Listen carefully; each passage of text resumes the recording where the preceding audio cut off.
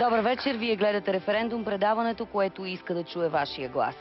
В следващия час гърци ще говорят за България и българи за Гърция. Икономисти, финансисти и познавачи на гръцкия бизнес, но и на гръцкия начин на живот ще коментират трудната ситуация в южната ни съседка и възможните ефекти, положителни или отрицателни, върху нашата икономика.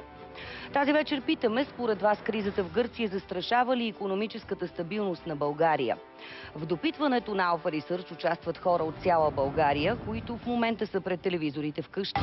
Те дават своя отговор на нашия въпрос преди да започне дискусията. Сега ще чуят и ще видят всички аргументи на участниците и в края на предаването отново ще гласуват. Наричаме ги голямото жури.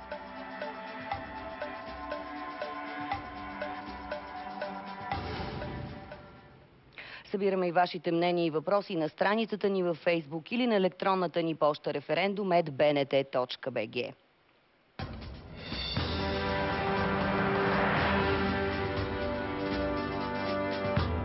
Преди да представя кои са участниците в студиото, само да се похваля от името на целия ни екип, че Референдум преди около час получи награда за електронна медия на Фондация Работилница за граждански инициативи за принос в отразяването на благотворителни кампании и инициативи. Не знам дали... Благодарим искрено за тази награда. Не знам дали някой ще ни даде награда за това, че сега ще даваме идеи как да се затягат коланите.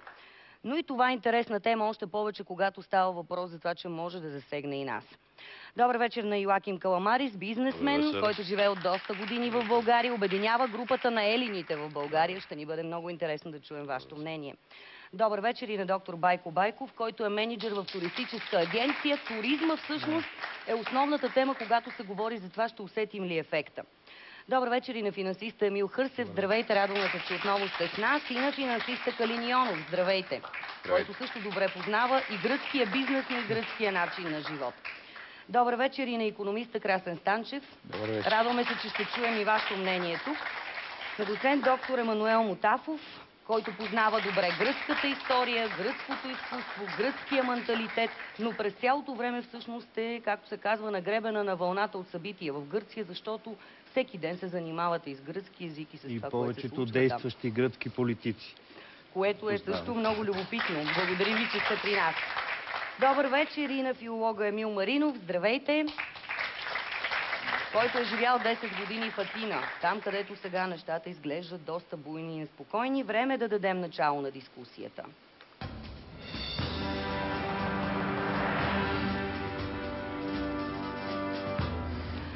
Започвам, господа, с въпрос на наш зрител, свързан с един репортаж, който преди малко видяхме в емисията Новини на БНТ.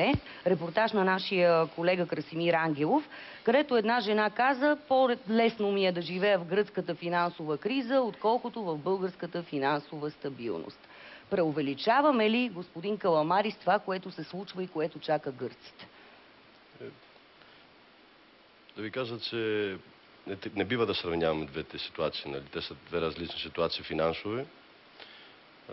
Ако говорим за гръцката финансова ситуация в момента, наистина се намира в изкуствено дишане.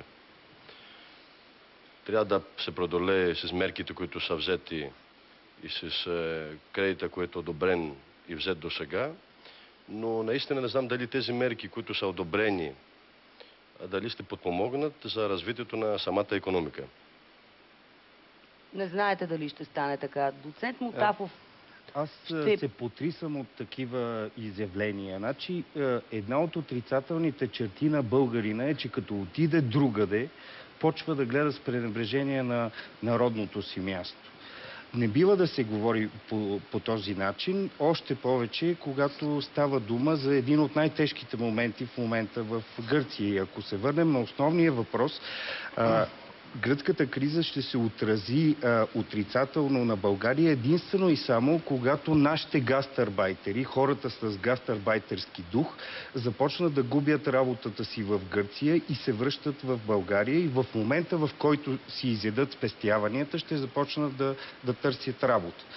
Така че не бива да се генерализира от такива изолирани изказвания, както по вашата телевизия беше излъчен един репортаж, например, че българите били спасили сезона в Северна Гърция по курортите.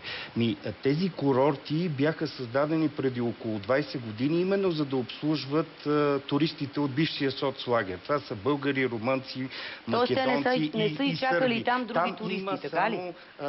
Там ходят да почиват само такива. Уважаваш себе си грък, освен ако не е от някой от тамошните села, не ходи да почива на Халкидики, нито пък някой по-конвентируем западноевропеец. Веднага специалиста, доктор Байков. Ако ние спасим летния, само да довършим, ако ние спасим летния сезон на Санторини, тогава имаме основания да се гордеем. Значи, това изказване на тази госпожа, аз не съм го чул, но си има много ясно обяснение. Гърция в момента се намира в положението на България от 1988 година. Това е технически фалит, но все още някой плаща сметката. Тоест, онези задължения, които има Гърция към кредитори. И затова там нещата изглеждат по-добре. Тогава, когато Гърция стигне до нивото от България от 90-та година, след това ще има около 20 години възстановяване на плащанията и на равнището на живот, което се случи в България. След фалита на България, един от последните, но не съвсем последния от 20 век, в България има около 5 фалита 20 век, следващото плащане предстои 2013 година. Тоест, имаме какво да покажем на гърците, какво трябва да се прави. Но това, което очаква Гърция, е много близко до това, което преживя България последните 20 години. Близко, но не до там, бих казал. Прав е Красен, че наистина подобни са процесите, ама подобни само до някъде.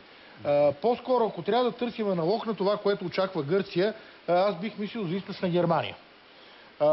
Защото Гърция има стабилна валута, каквато източна Германия също имаше. Гърция има достъп до едни пазари, които никой не е отрязал, никой не е лишил от 80% от експортния пазар.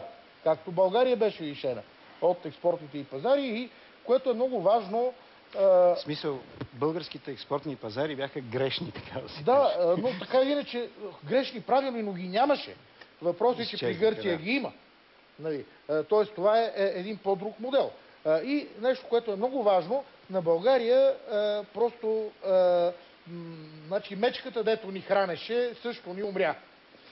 Докато при Гърция има още една любвеобилна хранителна среда, разбира се, не безкрайно дашна, нали, както в изминалото 20-летие, но все пак съвсем отговорна и подкрепеща общност. Да, но ако Само реплика и след това, доктор Байков. Ако гръцките граждани започнат да плащат своите и на своите правителства от последните 30 години грешките, както ние правихме това, тя ги чака нещо подобно. Да. Но че Европейския съюз е подобен на Съветския съюз в това отношение, аз съм абсолютно съгласен. Аз ще се фокусирам в сферата на туризма съвсем конкретно с оглед на основната тема. И то в контекста, че това, което се случва в Гърция, в най-така близък план, в дългосрочен със сигурност ще повлияе негативно върху българския туризъм като цяло. Което Защо? Ще повлияе в няколко аспекта. На първо място Гърция генерира един стабилен туристически поток към нас в обем около 300 000 туристи. Всяко сътресение в икономическата среда там естествено влияе негативно и този поток, насочен към културно-познавателния туризъм, на първо място към ски туризма, всъщност започна да намалява през най-тежката за гръцкия туризъм година 2009, последствие 2010 и се очаква да продължи. От друга страна, Гърция конкурира, или по-скоро на нас ни се иска да сме конкуренти с Гърция на туристическия пазар и ние ще станем конкуренти в един ценови сегмент, който до момента като цяло не интересуваше гръцкия туристически